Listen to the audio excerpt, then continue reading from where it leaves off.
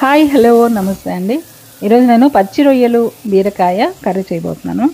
ఈ కర్రీ అయితే చాలా చాలా ఫేవరెట్ కర్రీ మా ఇంట్లో వాళ్ళందరికీ కూడాను చాలా ఇష్టంగా తింటారు. అంత బాగుంటుంది. మరి మీ ఇంట్లో వాళ్ళకి కూడా ఇష్టమా? అయితే వీడియో చూసేయండి. అస్సలు లేట్ చేయకుండా రెసిపీలోకి వెళ్ళిపోదాం. Welcome back to Hindu family home recipe.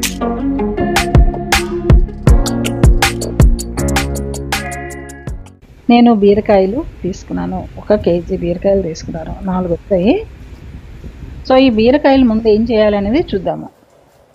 బీరకాయల మీద గీత అనేది ఉంటుంది కదా, ముందు ఆ గీతలు తీసేయాలి. ఇలా లైట్గా తీసేసిన తర్వాత మనం తొక్క తీసినట్లయితే ఆ తొక్కతో పచ్చడి మనం చేసుకోవచ్చు. చాలా బాగుంటుంది బీరకాయ తొక్క పచ్చడి. చూడండి, ఈ గీతలు ఉన్నాయి కదా, ఈ గీతలన్నీ కూడా ఇలా తీసేసాను నేను. పైన చాలా హార్డ్ పార్ట్ అనమాట ఇది. ఇదిగో ఈ మెత్తని చక్కని బీరకాయ తొక్కలు ఇలా వచ్చేసాయి. వీటితో మనం పచ్చడి చేసుకోవచ్చు. 1 షాట్ 2 బర్డ్స్ అనమాట.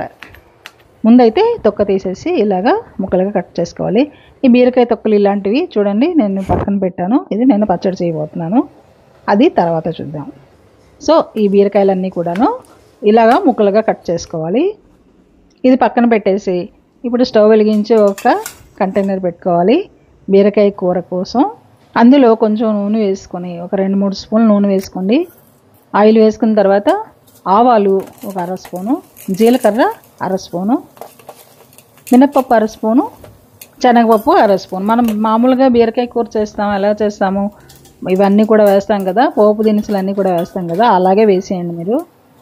ఇలా వేసి ఆవాలు చిటపట్లు ఆడిన తర్వాత ఒక 2 పెద్ద ఉల్లిపాయలు కట్ చేసి నేను వేస్తున్నాను. పెద్ద ఉల్లిపాయలు 2 ఇలా పొడవుగా నీట్గా కట్ చేసుకోండి. వేసేసి 1 నిమిషం పాటు వేయించండి. ఆ తర్వాత ఒక 4 పచ్చిమిర్చి, 4 మీకు ఎక్కువ అనిపిస్తే ఒక 3 వేసుకోండి.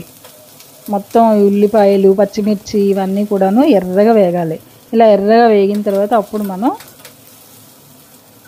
ప్రాన్స్ రొయ్యలండి. ఈ ప్రాన్స్ ఏంటంటే ముందు నేను బాగా క్లీన్ చేసేసి 2-3 సార్లు కడిగి అప్పుడు నేను తీసుకుంటున్నాను. ఉప్పు నీళ్ళలో కడగాలండి, మర్చిపోవద్దు. ఇలా ఉప్పు నీళ్ళలో కడిగినటువంటి ప్రాన్స్ ఇందులో వేసేసి కాసేపు మనం వేయించాలి. 1/2 కేజీ ప్రాన్స్ తీసుకున్నాను నేను. టోటల్గా 3/4 కేజీ అనమాట. 3/4 కేజీ నుంచి ఇది మొత్తం అంతా తీసేసరికి ఒక 1/2 కేజీ అలా వచ్చిందనమాట. సో అది నేను ఇందులో వేస్తున్నాను. వేసి కాసేపు వేయించాలి.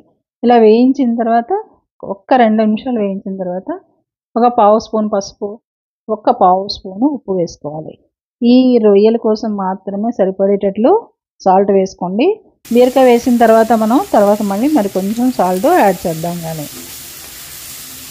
మొత్తం కర్రీ కోసం సాల్ట్ వేయకూడదు. సాల్ట్ ఎక్కువైపోయి వీటికి ఉప్పు పట్టేస్తుంది అనమాట. సో దీనికి సరిపడే సాల్ట్ కొంచెం ఒక 1/2 స్పూన్ వేసుకున్న తర్వాత 1 స్పూను అల్లం వెల్లుల్లి పేస్ట్ వేసుకొని ఒకసారి కలపాలి. ఇలా వేయించేసిన తర్వాత బీరకాయలు ఆల్రెడీ మనం కట్ చేసి పక్కన పెట్టాము కదా, ఆ బీరకాయలు ఇందులోని వేసేస్తాము.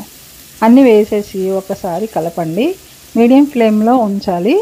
మంటని మీడియం ఫ్లేమ్లో ఉంచి ఒకసారి ఇలా కలిపేసుకోండి. ఇందాక 1/2 స్పూన్ ఉప్పు వేసాం కదా, ఇప్పుడు ఇంకొక 1/2 స్పూన్ ఉప్పు వేస్తే టోటల్గా 3/4 స్పూన్ ఉప్పు సరిపోతుంది. బీరకాయ కాంబినేషన్తో మంచి కర్రీస్ రాబోతున్నాయి. ముందే మీరు సబ్స్క్రైబ్ చేసినట్లయితే మీకు నోటిఫికేషన్ వచ్చేస్తుంది.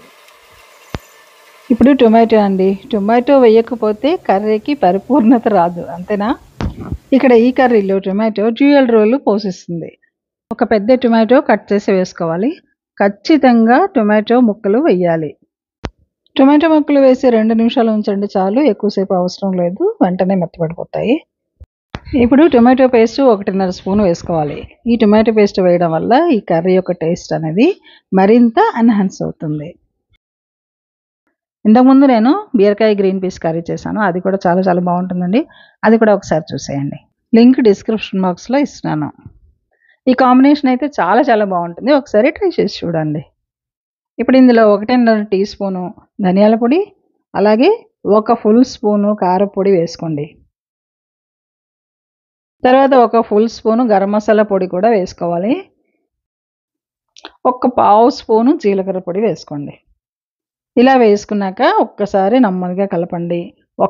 1 మినిట్, జస్ట్ 1 నిమిషం పాటు ఇలా కుక్ అయిన తర్వాత మీరు స్టవ్ ఆఫ్ చేసేయాలి. స్టవ్ ఆఫ్ చేసేసి మనం కొరియాండర్ లీవ్స్ కట్ చేసి పైన చల్లుకోవాలి. ఇలా వేసుకుంటే మనకి కర్రీ కంప్లీట్ అయిపోయినట్లే. సో చాలా మంచి స్మెల్ వస్తుంది, యమ్మీ యమ్మీగా ఉంటుంది. ఇది అందరికీ కూడా మోస్ట్ వాంటెడ్ రెసిపీ అండి, చాలామంది అడుగుతున్నారు కూడాను. చూసారా లుక్ అయితే అసలు చాలా టెంప్టింగ్గా ఉంది. చాలా బాగుంది కర్రీ కదా. సో మీకు కూడాను నచ్చిందని అనుకుంటాను. నచ్చితే మీకు ఈ రెసిపీ నచ్చితే ఖచ్చితంగా లైక్ చేయండి. లైక్ చేసి మీరు కుక్ చేసుకోండి. కుక్ చేసి ఇష్టపడి కుక్ చేయండి ఇంట్లోని. మీ ఇంట్లో వాళ్ళందరూ కూడా మెచ్చుకుంటారు మిమ్మల్ని ఖచ్చితంగా. సబ్స్క్రైబ్ చేయని వాళ్ళు ఎవరైనా ఉంటే సబ్స్క్రైబ్ చేయండి. మరిన్ని వీడియోస్ కోసం చూస్తూనే ఉండండి. ఇందు సెమిలి హోమ్ రెసిపీస్.